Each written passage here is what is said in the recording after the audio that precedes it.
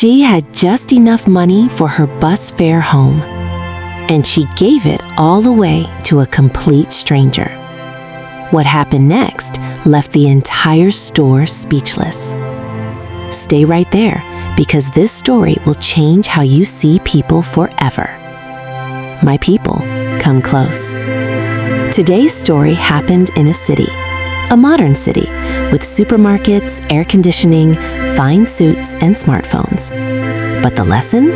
The lesson is as old as Africa herself. Are you seated? Then let us begin. The city of Lagos, a Thursday afternoon. The sun outside was doing the most, the kind of heat that makes you walk faster just to get inside somewhere cool. Inside Grand Deck Supermarket on Allen Avenue, life was moving fast. Shopping carts rolling, people on phones, mothers dragging children away from the biscuit aisle. Normal Thursday, normal people, normal life. Nobody expected anything unusual. Nobody. Behind counter 3 stood a young woman named Chisom, 24 years old, first daughter of 5 children, sends money home to her mother in Anambra every month without fail. Her salary was small, her responsibilities were big, and every day she carried both with grace. In her purse that Thursday, 2,300 naira, enough for bus fare home and nothing more. That was it. That was everything. At exactly 2:47 p.m., a man walked in. And this was not just any man. He walked in like the store was expecting him. Tall, dark suit on a Thursday afternoon, gold watch, clean shoes that had never seen a pothole. He moved through the aisles with confidence, picked his items without checking prices, loaded his cart and walked straight to counter 3, to Chisom. Chisom smiled at him the way she smiled at everyone. "Good afternoon, sir." "Afternoon," he said, already distracted by his phone. She scanned his items one by one. The total climbed, 47,800 naira. The man nodded, reached into his jacket pocket, then stopped, checked his left pocket, his right, his breast pocket, his trouser pockets. His face changed. He patted himself again, the way you do when you already know but you're hoping you're wrong. Then he looked at Chisom with the most uncomfortable expression a confident man can wear. I can't find my wallet." In the 3 seconds of silence that followed, the cue turned on him immediately. A woman in a red dress hissed, not quietly, loudly, deliberately. An older man muttered something about people who like to form and moved his cart to another lane. Someone at the back said, loud enough for everyone to hear, "Big man, big grammar, empty pocket."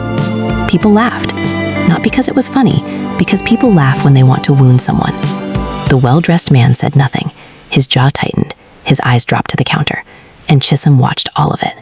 She saw the embarrassment crawl across the face of a man who probably hadn't felt embarrassed in years.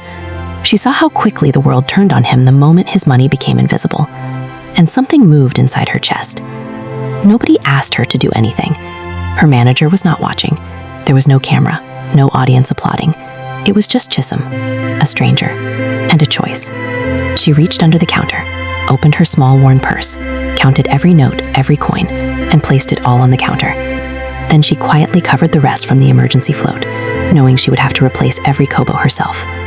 She entered the payment, printed the receipt, slid it across to the man, and said, in the most ordinary voice, like she hadn't just done something extraordinary, "It's taken care of, sir.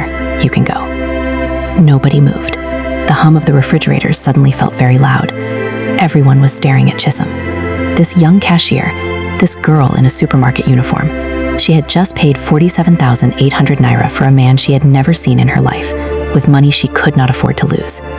The woman in the red dress closed her mouth. The man who made the joke looked at his shoes. The stranger stood completely still, holding his receipt, staring at Chisom like she had spoken to him in a language he had never heard before, but somehow understood completely. "Why?" he finally asked. His voice was quieter now. Something underneath his confidence had cracked open. She shrugged softly. "You were embarrassed. I had the means to help, that's all."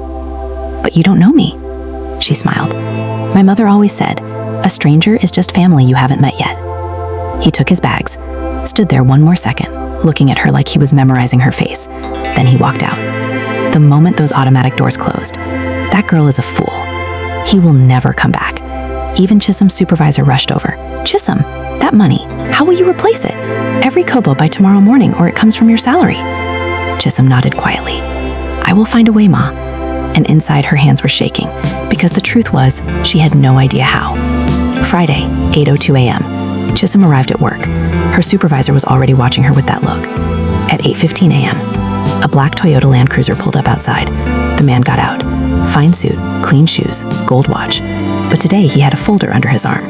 He walked straight to counter 3. Is Chisom here? Chisom came from the back, still tying her apron. She saw him and froze. He smiled. I found my wallet. It was in my car the whole time. He placed the full amount on the counter, plus more. That covers everything with interest. Chisom shook her head. Sir, you don't have to. I haven't finished, he said gently. He opened the folder. My name is Emmanuel Okafor.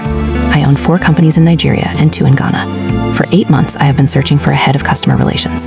8 months. I interviewed dozens of people. Every single one could recite the textbooks.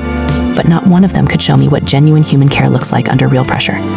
Yesterday, you showed me in 2 minutes what 8 months of interviews could not find. He slid the folder across the counter. This is your formal offer letter. The salary will mean you never worry about bus fare again. The store went silent for the second time in 2 days. The woman in the red dress was there for her Friday shopping. She was standing 3 feet away when it all happened. She said nothing, because what could she say? Chisom stood there, apron still half-tied, offer letter in her hands, and her eyes filled with tears.